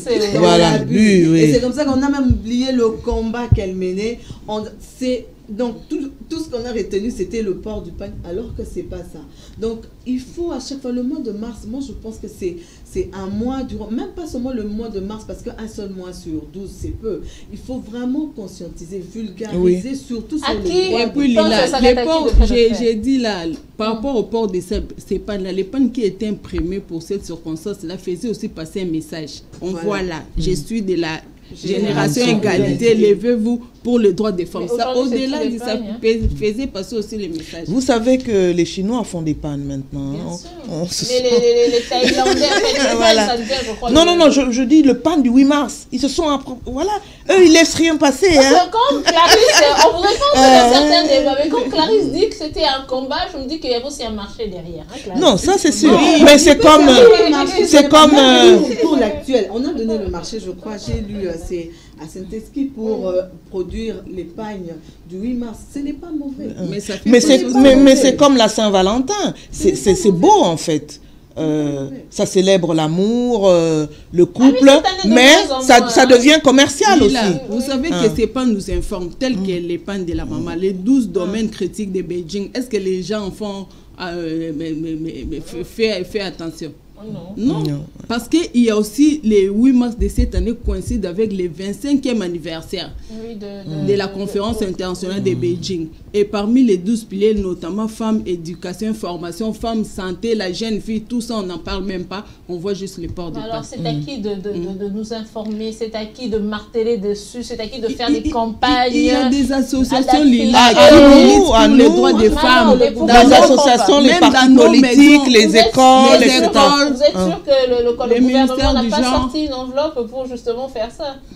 Sûrement. Bon, l'information, on ne sait pas si le gouvernement a sorti, mais l'impulsion doit venir d'en haut. Oui. L'impulsion doit vraiment venir d'en haut pour que qu'on sente que le gouvernement... Nous avons tout un ministère nous savons qu'il y a beaucoup à faire, mais il y a un ministère qui est là, qui doit se donner... Ministère d'État. Ministère d'État en plus. J'étais passée par là vendredi au ministère du genre, j'ai vu des expositions, des femmes qui étaient là, c'est bien, mais il faut, vous savez, la vulgarisation, la sensibilisation. Ça s'arrête à dire la femme peut faire ça. Non, on ne doit pas se leurrer, ça demande beaucoup d'argent. Sensibiliser, vulgariser, c'est beaucoup d'argent. Il faut que les gens aillent en province, il faut que les gens aillent dans les milieux ruraux, ça demande beaucoup d'argent. Et il n'y a pas cette enveloppe. C'est vrai, le gouvernement peut quand même revoir sa politique pour le ministère du genre, donner quelque chose. Il faut vraiment qu'ils s'y mettent, parce que même la ministre elle-même ne pourra pas tout faire. C'est vrai, il y a des partenaires, mais que fait le gouvernement aussi? C'est un ministère qui a toujours été le parent pauvre, hein, pas beaucoup d'argent dans le ministère du genre. Et le ministère survit justement grâce aux partenaires qui financent souvent des projets. Vous savez aussi quand vous dépendez trop de partenaires. Oui, c'est pas bon. C'est pas bon. Ils vous instaurent leur politique. Voilà, il faut quand même que le gouvernement alloue. C'est vrai, on ne va pas tout demander. Il y a beaucoup de choses à faire, mais ça aussi, ça fait partie des choses que le gouvernement doit faire. Il faut quand même allouer une enveloppe quand même assez considérable pour que celle qui est même là-bas, à Miabi là-bas, qu'elle comprenne que elle a droit, elle doit étudier, elle n'est pas moindre. Celle qui est, je ne sais pas, à Idjui là-bas, au sud Kivu, qu'elle sache que j'étudie, c'est vrai, mais je ne suis pas moindre. Ma vie ne se limite pas au mariage. Je suis capable, je peux devenir ingénieur, je peux devenir ceci, et puis me marier, et puis évoluer dans la vie. Vous voyez, ça ne doit pas rester seulement à Kinshasa. Et ça doit être décentralisé. Nous avons des gouvernements provinciaux. Dans chaque province, si le ministre du genre, la ministre du genre en général, c'est une femme, aussi à s'approprier de... Pourquoi donner ce ministère-là? Je me suis toujours posé cette question. Pourquoi le donner qu'à une femme? Eh bien, la question a souvent été posée. Moi, je dis, oui, un homme peut bien l'avoir, mais nous avons tellement peu de postes que celui-là, nous le gardons. Alors, nous allons parler. Le faible taux de représentativité des femmes dans le gouvernement actuel est-il réellement un problème ou un handicap? On parle de 55 hommes contre 11 femmes. Moi, je dis que c'est un problème. Pourquoi? Parce que moi, je ne suis pas satisfaite. Lorsque je vois des femmes passer, il y a quand même des avancées. Maintenant, on est à 10%. Nous sommes maintenant à près de 18%. Non, on doit être légaliste. Soit on est légaliste, soit on ne l'est pas. La Constitution parle de la parité. Quelle est la touche que vous sentez différente? parmi ces... Mais c'est aussi un problème, Lila. Oui. Lorsqu'on parle de la femme, pourquoi est-ce qu'on veut toujours brandir l'aspect méritocratie? Moi, je dis c'est injuste. Non, pas méritocratie. Non, parce que vous voulez parler des touches. Oui, il y a des hommes qui ont assumé. On doit sentir quand même... Non, on doit sentir quoi, Lila? Oui, mais c'est pas parce qu'il y a des hommes qui sont dans la médiocrité que nous allons être dans la médiocrité. Non, moi je ne dis pas. Moi, tel que je suis là, je n'accepterai jamais d'être dirigée par une femme médiocre. J'ai dit seulement le problème, c'est quoi? Lorsqu'on parle de la femme, on brandit l'aspect méritocratie. Mais lorsqu'on parle de l'homme, or il y a aussi des hommes incompétents, maman. Il y a aussi pourquoi lorsqu'on parle de l'homme, on ne brandit pas cet aspect-là? Nous, on ne dit pas qu'il faut que nous soyons représentés par des femmes médiocres. Non, on ne les dit pas. Non, attendez, on s'est bien mal comprise. Je ne vais pas citer le nom de l'entreprise, mais elle est juste là sur le boulevard, là, pas très loin d'ici même, où on va dire chaque 2 mois et chaque 6 mois, le bâtiment est réfectionné. Quand vous entrez, il y a toujours une nouvelle couche de peinture. Et c'est une femme qui a la tête. Et on sent qu'il y a une certaine touche féminine. Là, je ne parle que on va dire, du dehors. De la forme. De la forme. Mais je dis, dans le travail que cette femme-là, égale à l'homme, fait dans son ministère, quelle est la différence quand on sent que c'est une femme qui a ce poste-là, où on se dit qu'on doit la garder à ce poste-là, comme madame l'a dit, le ministère du genre et la famille, c'est un ministère de femmes. Pourquoi est-ce qu'on garderait la femme ne sera gardée que par son travail, là. Ben il y a pas autre quel chose. est ce travail qu'elle fait de plus, de mieux? Mais si elle accomplit bien ses tâches, Lila, elle a été engagée. Vous voulez qu'elle fasse quoi? Quelle touche vous cherchez encore? Déjà de la parité. Hein? Si elle On parle travaille de la bien. Si elle est là, c'est parce qu'elle est compétente, maman. Ouais. Vous cherchez encore quel genre de touche? Moi, disons, j'aborderai sous un autre aspect. J'étais à une émission de télévision récemment et en prévision du 8 mars, on disait comment vous évaluez les ministres femmes. Et je disais c'est une question bien délicate parce que d'abord, nous n'avons pas les éléments d'analyse. Parce que d'ailleurs, j'ai encore eu la confirmation que l'ordonnance d'attribution d'ailleurs des ministères n'a toujours pas été signée, donc on ne sait pas exactement quoi. Voilà. Donc, on n'a pas des éléments. Ce que nous avons entre les mains, c'est ce que seulement nous lisons et voyons dans vos médias. Alors, nous faisons des analyses, ce que les gens nous disent, les gens qui connaissent, etc. Mais une femme disait que c'était injuste de vouloir évaluer que les femmes. Moi, je ne dis pas qu'il faut évaluer que les femmes. Il faut évaluer tout le gouvernement. 65, ils sont nombreux d'ailleurs. Mais je dis qu'en tant que femme, j'avoue que je suis, un temps soit peu près, je suis ce que les femmes ministres font. Et je dis, malheureusement, je ne suis pas satisfaite. Parce que je dis, regardez, et ce que j'ai dit à cette émission, j'ai dit, nos ministres femmes pêchent par un déficit de communication. Est-ce que vous les entendez beaucoup parler de ce qu'elles font, de leur vision dans leur ministère, des résultats qu'elles ont déjà obtenus et tout ça? Est-ce que vous les entendez dans des grandes émissions de télévision ou de radio? Je ne vais pas citer ces émissions ici, mais régulièrement, ces émissions invitent les ministres hommes. Ils échangent et tout ça. Clarisse a dit, les femmes sont toujours indisponibles. Et là, j'aimerais bien que nos ministres nous parlent plus. Hein? Par exemple, je parlais du domaine des affaires étrangères que je suis de près. Je dis, dans d'autres pays, même les pays africains, quand un chef d'État se déplace, qu'il revient, le ministre en charge de ce domaine fait une conférence de presse, explique le pourquoi du voyage, la restitution, le comment, etc. etc. Ici, le seul par exemple, que nous avons, c'est celui du vendredi. Par exemple, il y a une question, le dernier voyage du chef de l'État à Washington, devant ce forum EPAC, ça nous a fait, on s'est posé beaucoup de questions. On a changé de politique étrangère sur la question Israël-Palestine. On se pose des questions. Qu'est-ce qui a poussé à? Qu'est-ce que ça va nous donner? En principe, on devait avoir des réponses. Voilà, à la source. Or, nous sommes maintenant en faire voilà. Or, on fait de la sous-traitance, on devine, et puis les WhatsApp vont... Oui, voilà. Qui disent souvent donnent des fausses nouvelles. Hein. Oui. Alors, mesdames, Mais on va... quand la femme ministre ne communique pas, moi j'ai dit c'est toutes les femmes Pas assez en tout cas. Toutes les femmes, nos politiciennes ne toutes. communiquent pas. Oui. Ne communiquent pas. Lorsque vous appelez, moi je suis responsable de la page de la femme dans mon journal La Tempête des Tropiques. Lorsque vous appelez une femme politique, on en parlait toujours tout à l'heure. des excuses. Voilà. Il y a toujours On en des parlait excuses. avant. Il y a toujours Nous des avons excuses. déploré, J'ai eu à situation. contacter une députée nationale pour une interview. Non, je ne saurais pas. Envoie-moi des questionnaires par mail. C'est toujours ça. J'ai envoyé les questionnaires. Elle n'a jamais répondu. Oui, non, ça, À la rédaction, nous sommes moqués d'elle. Elle n'a jamais répondu à ces questions-là. Une fois, j'étais ici, dans une structure, dans un des ministères, dans une structure, j'entre, je vois, on est écrit là-bas, on a mis une banderole, genre parité consort. À cette époque-là, le Fonds des Nations Unies pour la population avait lancé une campagne contre le mariage précoce.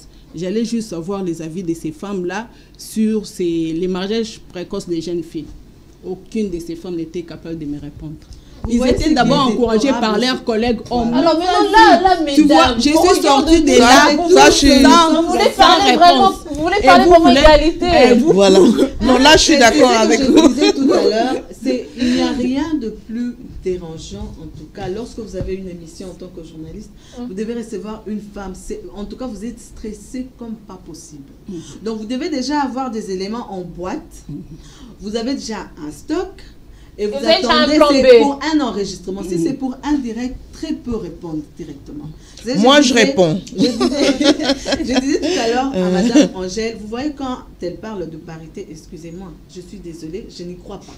Pourquoi? Parce que moi, je pense qu'on ne peut pas avoir une grande vision et dans des petites choses comme ça, vous ne pouvez pas les respecter. Vous n'êtes pas il fait entendre votre voix, problème. C'est une occasion. Tantôt, elle va te dire, non, c'est l'argent. Non, on ne t'a pas demandé l'argent. On t'a pas demandé l'argent, viens seulement qu'on échange. Et c'est tout.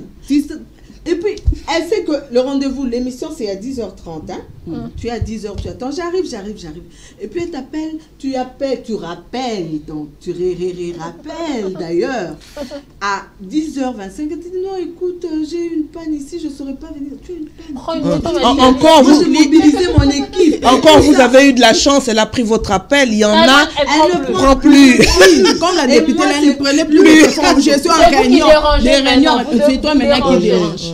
Plus de 4 vous à imaginez. 5 fois. Mais il faut en parler de plus en plus alors de ce 4 problème. ou 5 fois, non, madame. Mais ne vous inquiétez pas, femme des médias, il y a toujours une période où ces femmes-là vont toujours vous trouver excellent et quand elles voudront battre campagne. Tu sais l'ironie, non, c'est déplorable. Tu sais l'ironie du sort, c'est quoi? Oui. La députée m'a envoyé un élément par WhatsApp pour la publication. Non. Je l'ai fait. Moi, je l'avais fait pour Madame, me montrer venez que c'est pas défendre. pour l'argent. Moi, je dis toujours, madame, venez Je ne défendre. l'ai fait pas pour votre l'argent, je projet. l'ai fait par passion. Alors, mesdames, rapidement, on va parler de. Donc, on va dénoncer ça. Ce phénomène que nous vivons depuis quelques mois, c'est la flambée des prix sur les marchés. Alors, la bourse des ménages est très secouée. En tout cas, je sais que tout le monde ici est concerné quand on va au marché. On souffre quand vous entrez dans un supermarché, vous achetez peut-être deux petits trois trucs, vous dites arrivez à la caisse. Parce que des fois, quand on prend, on ne fait pas très attention au prix. Hein. Bon, enfin, je fais pas. Moi, je fais attention. Moi, j'ai ce défaut là. Toujours. Moi, Moi, je demande pour ne pas être arrêté. Moi, voilà. Quand il n'y a pas de prix, je demande. C'est couché là. Et puis, il manque un 1000 francs, un 2000. Et ah puis, ben, on remet. Alors, dites-moi, à quoi est due cette situation? Le gouverneur de la Banque centrale parle de mauvaise canalisation des recettes publiques, mauvais état de la route, multiples points de contrôle sur les routes de desserte agricole. Le VPM du budget nous parle de reconstitution de stock. Alors dites-moi, à quoi est due cette flambée? Bon, moi je pense qu'il nous complique déjà. Il devrait tous avoir un même langage et nous communiquer tous ensemble, chacun, quand ils sont sur... Parce que maintenant là, quand chacun part de son côté, ça paraît comme une contradiction. Ça, c'est pour nous, c'est notre lecture, la lecture que nous sommes en train de faire. Il se peut que ça soit vrai. Mais bon, ça ne date pas d'aujourd'hui. Ces routes-là, ces routes sont dans un état de délabrement avancé. Très avancé. C'est avancé, mais non, c'est très avancé. Donc, c'est criant. Il y a même une autre vidéo. Il n'y a pas que ça, il y a des tracasseries aussi qui sont Bah justement, c'est ça. Il ne faut pas oublier ça parce qu'il y a une vidéo qu'on nous a renvoyée il n'y a pas très longtemps, les gens qui venaient de Mambasa, les taxes. Et finalement, ils se retrouvent, le véhicule est en panne, ils ne peuvent plus livrer la marchandise qui devait arriver à Goma, je crois bien, ou puis à quelque chose comme ça. Vous voyez un peu tout ça, tout est mélangé, c'est pas bon. Ça dérange parce que quel est le pouvoir d'achat que nous avons? Déjà que ce n'est pas tout le monde qui a cette capacité à se procurer une petite provision à la maison. Parce que lorsque tu as ta provision à la maison, la provision c'est quoi? Le minimum. Parce qu'avec l'électricité, on peut même pas faire voilà. la provision de tout à fait. Donc tu as le maïs, tu as le maïs, tu as le riz, tu as les haricots pour ceux qui ont de l'argent parce que là ça coûte encore très cher.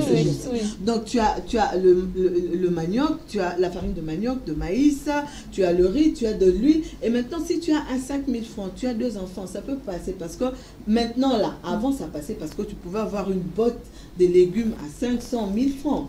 Et puis les restes, épices et accompagnement, viande, poisson, c'est que tu veux. Mais maintenant là c'est grave. Parce que même si tu as ta provision, 5 000 francs là, ça ne fait plus rien. Hein. Parce qu'une botte revient à 1000 francs. Donc, tu vas manger, donc il y aura que des accompagnements. Légumes, c'est tout sans viande. C'est vrai, on peut s'adapter, mais c'est quand même un déséquilibre. Alors, on va tous devenir végétariens. Et même végétarien, ça coûte cher, les gars. Et même ces légumes-là pour les préparer. Même les épices. Même les épices, on va vous dire que là, c'est encore pire. Les tomates deviennent de plus en plus chères. Oui, c'est encore pire. Et puis là encore, il faut voir des communes. Lorsque vous habitez des communes comme à Limité, là, les épices là-bas, donc c'est... Pas la ziguida. Vous avez posé la question, les ministres donnent des réponses différentes, mais toutes ces réponses sont bonnes. Tous ces éléments jouent, tous ces facteurs jouent un rôle. Moi, par exemple, j'ai une petite exploitation agricole du côté de la route de Sanda, après c'est les Ndji, les brasseries. Eh bien, il faut voir le mal que nous avons pour sortir des marchandises. Voilà, nos produits. La route complètement cassée. Donc, c'est une réalité. Les routes de dessert agricole, on aurait dû mettre la priorité avant de penser au saut de mouton. Oui. Parce que là aussi, voilà. Ensuite, les barrages, les tracasseries, c'est une réalité. Pas mal de nos activités, c'est dans le Bandundu. Entre Kikwit et Kinshasa, renseignez-vous le nombre de barrages qu'il y a. Voilà. Des taxes, chaque fois qu'il faut payer. Des taxes, vous ne savez même pas où va cet argent. Ensuite, des tracasseries. Ça va pas à la caisse de voilà, dans les poches de certains. Donc, tout ça joue. Et puis, le carburant qui a augmenté. Donc, les commerçants répercutent tout sur le produit. Voilà. Donc, et j'ai entendu l'autre fois la ministre de l'économie s'étonner, elle a voulu faire l'expérience elle-même, faire la route, je crois, Kenge-Kinshasa. Elle dit, je suis peinée, attristée par le nombre de barrages. Moi, je lui ai dit, mais je me disais, mais c'est maintenant que vous réalisez. C'est qui procède à la majoration des prix compte tenu des paramètres? Ce sont les opérateurs économiques ou bien c'est le ministère? C'est la jungle, bon, oui. Le secteur n'est pas contrôlé, chacun fait ce qu'il veut. Il n'y a pas de régulation. Tu vois, quand tu vas aller au marché des Matete, il y a un autre prix. Allez-y à Kingasani, il y a un autre prix. Allez-y à Gambela, marché central. C'est ça, le secteur n'est pas... C'est bien de faire son marché à Kingasani, mais c'est le retour. Les retours qui posent problème. Ouais. Lorsque vous êtes en face des... C'est meilleur marché, n'est-ce pas? Oui. Qu'est-ce que les vendeurs disent aussi à leur niveau? Au dollar et mati. Oui. Donc, tout ça... C'est ça, tout ça joue. Une petite anecdote, le fils d'une de mes sympathisantes au parti, l'enfant a 8 ans, 9 ans, donc il a parfois des petits, un peu d'argent que maman donne. Et lui, il s'achetait un bonbon au coin de la rue. Il va acheter son bonbon. D'habitude, il donnait 50 francs, il avait un bonbon. Il arrive, et Mathieu à 100. Il dit, vie est comme cher, hein. Donc vous voyez que même des petits gamins, voilà. Non, là, il y a une flambée des prix. Et puis, il n'y a pas que ça. Déjà, il y a 1 mois et demi, on parlait 500 tonnes, si je ne me trompe pas, de riz à Bomba. Il n'y avait pas moyen de voilà. De les évacuer. Voilà. Donc, il y a des situations vraiment... Alors, moi, je me dis, quelque part, si chaque province produisait pour sa province, c'est un problème aussi? Non, la province ne peut pas produire seulement pour sa province, c'est pas possible. Non, pour le moment, puisque nous parlons, parce que la vraie question, c'est qu'est-ce que Kinshasa produit? Justement, c'est la vraie question. Qu'est-ce que Kinshasa produit? Non, Kinshasa, les deux grands greniers de Kinshasa, c'est le Congo central et le Bandundu. Mais puis on parle de routes et on a une ceinture peut-être du côté de Nsele ou bien là où moi je suis. Mais là aussi, les routes sont cassées. Alors justement, mais si à Kinshasa même on produisait, ça pourrait alléger ce problème, non? Vous savez combien de... On est plus de 10 millions d'habitants à Kinshasa. Bah oui, ça suffirait pas, ce qu'on va produire à Kinshasa. Et puis moi, j'évite d'acheter des légumes produits dans Kinshasa. À cause des pesticides. Le niveau de plomb, par exemple. Nous sommes tous en train de nous rendre malades. Et souvent, les mamans qui se promènent maintenant dans les quartiers, qui... Matembele, Bondou et tout ça, eh bien, elles cultivent ça au bord des routes, des choses comme ça, où il y a... la pollution, le plomb, les pesticides, etc. Donc, c'est pas, parce que de nos jours, pas une bonne chose. Moi, quand j'ai fait il y a 2 ans, j'ai planté du gombo et j'en ai recueilli beaucoup. Hein. J'en ai même vendu à une ONG. On me disait qu'il fallait acheter dans votre parcelle? Oui, dans un des terrains. Ah, d'accord. On nous disait qu'il fallait, pour que le gombo soit plus gros, plus lent, il fallait mettre un certain produit. Mais c'était tous des trucs comme... tout à fait. Bon, c'était chimique. Oui. Je me tuais à dire à celui qui gérait la ferme que ce n'était pas bon pour la santé. Oui. Mais lui se tuait aussi à me répondre que tout à fait. Le voisin, lui, le fait. Donc, il vendra mieux que toi. Donc, vous voyez, de nos jours... Moi également, j'ai acheté du gombo dernièrement, rond-point Gaba. Très tôt le matin, la marchande me dit, les miens, demain ou après-demain, ils changeront de couleur, ils deviendront un peu foncés, parce que moi, c'est naturel. Maman Kebakaba gombo de ces jours-ci, il y a plein de pesticides. Et je ne sais pas si vous avez mangé les carottes, moi je n'en mange plus. Non, moi je n'en mange pas. Ça a un goût un peu de pétrole. C'est du plastique. C'est du plastique. Il faut faire l'expérience. Acheter les carottes, vous allez voir que c'est vraiment du plastique. Alors la dernière question, mesdames.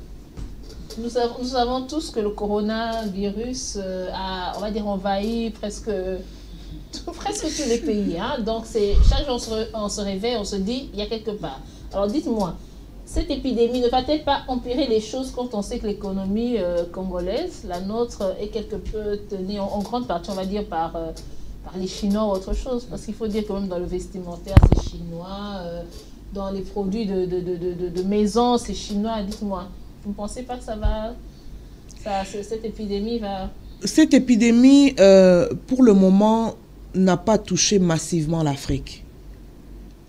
Mais ça commence à venir dans certains pays, l'Égypte, l'Algérie, le Maroc. Bon. Mais les produits, alors, maintenant oui, vous posez la question si leurs produits sont infectés. Non, je ne pose pas la question d'infection des produits. Je pose la question, puisque nous ne pouvons plus acheter en Chine, ceux qui viennent de la Chine. Ah, ok. Alors, déjà que peut-être les Chinois eux-mêmes, d'ici quelques temps, si cette épidémie continue, vont peut-être mettre la clé sur le paillasson, parce que comment est-ce qu'ils peuvent se réapprovisionner, puisque tout est fermé de là. Alors, dites-moi, le fait qu'eux n'importent plus leurs produits sur le territoire congolais, ça ne va pas aussi jouer?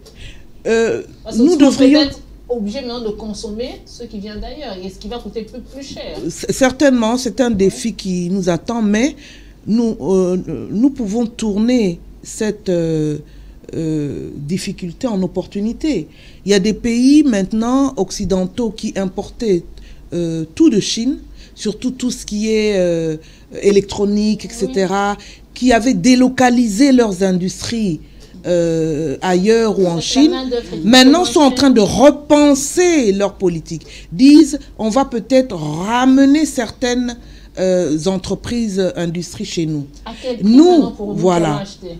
Mais nous, maintenant, qui avons déjà au départ un problème de développement, un problème d'industrialisation, on peut aussi se poser des questions.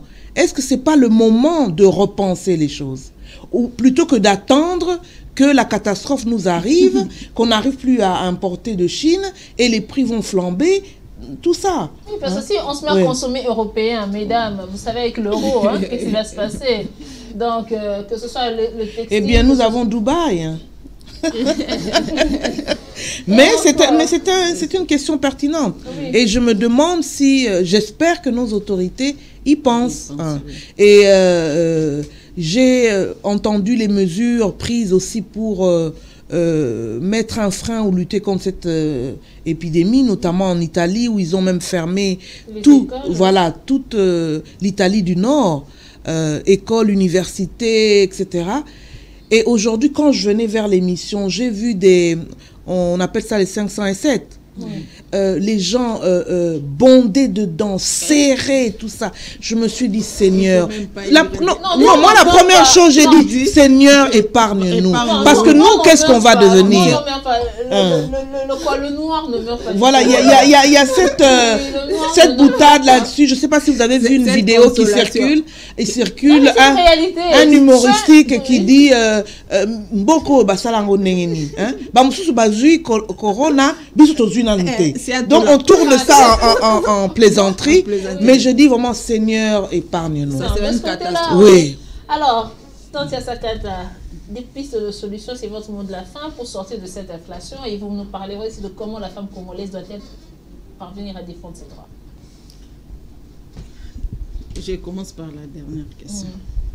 Femme congolaise à défendre ses droits. L'unité, la mobilisation, ça a été dit ici. Les femmes doivent s'unir. Que vous soyez de la majorité, opposition, société civile, initiez-vous. Parce que ces femmes-là connaissent les mêmes problèmes au sein de leur parti politique.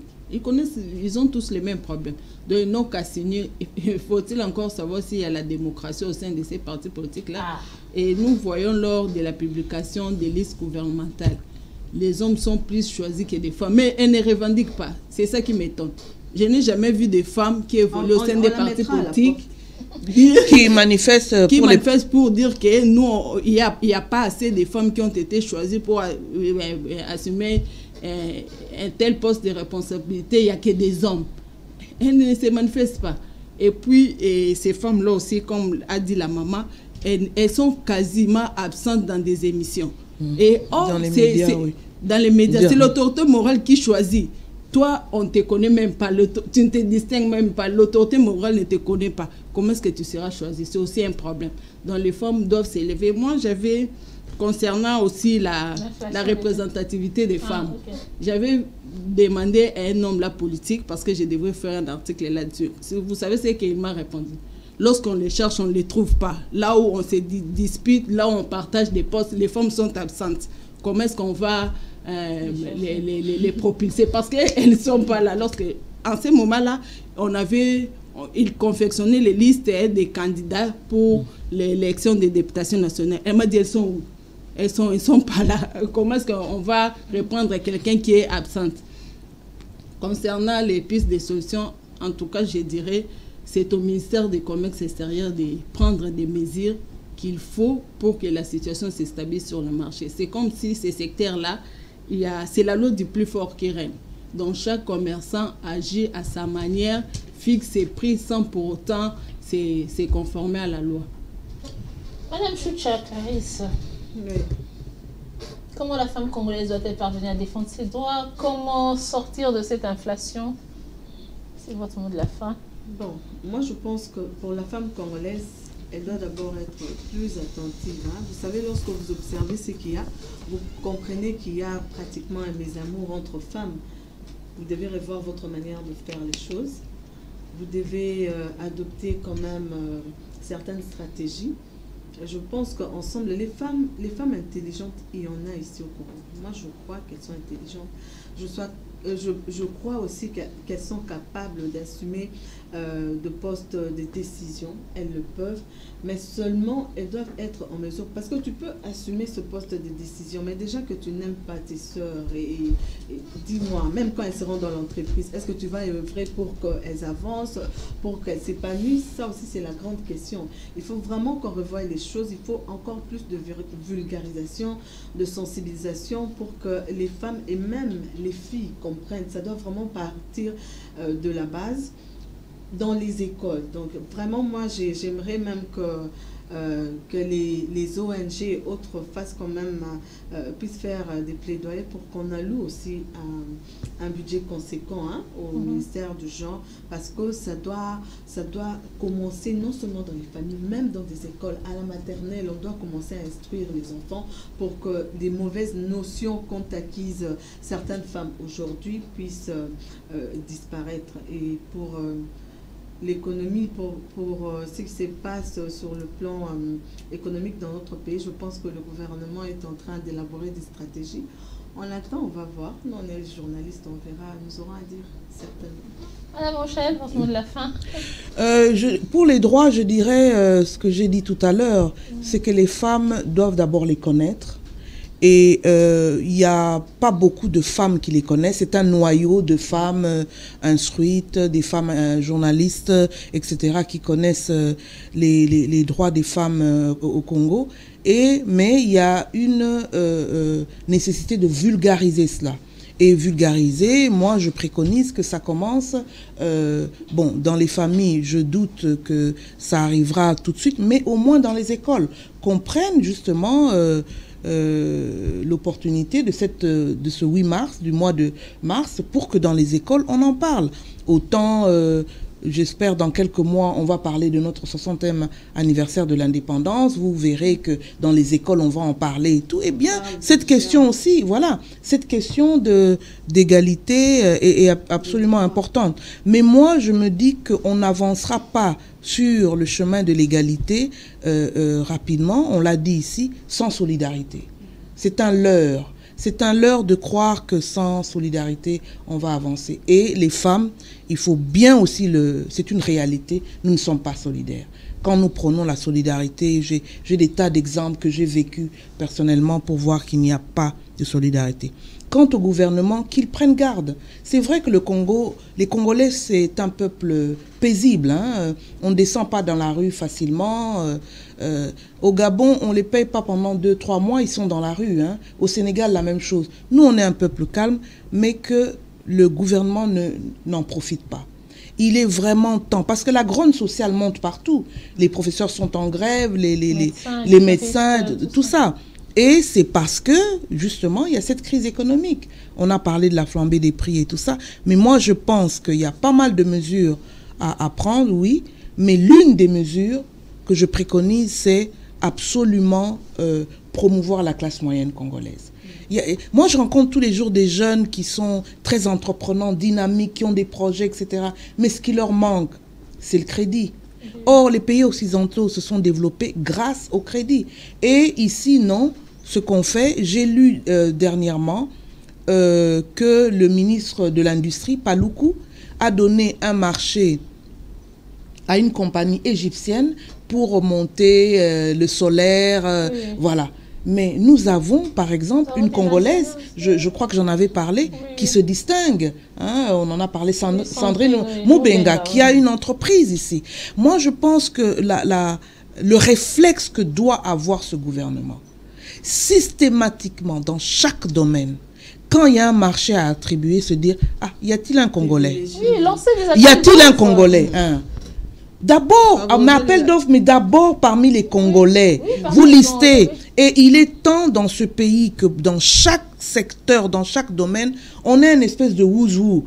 Qui est qui? Dans chaque domaine, il y a des gens qui performent. Vous l'avez dit, des femmes capables, il y en a partout. Et je terminerai par cette citation que je n'arrête de répéter, qui est d'une ambassadrice, d'ailleurs on dit ambassadeur, du Canada en RDC, qui s'appelait Ginette Martin. elle disait les femmes capables en RDC. J'en rencontre tous les jours, il y en a beaucoup.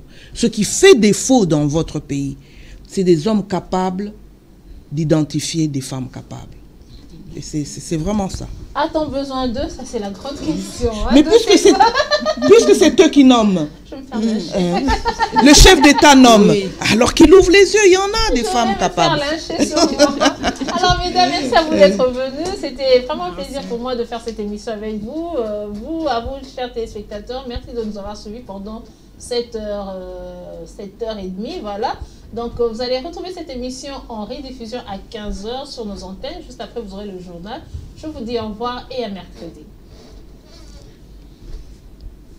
On devrait plus...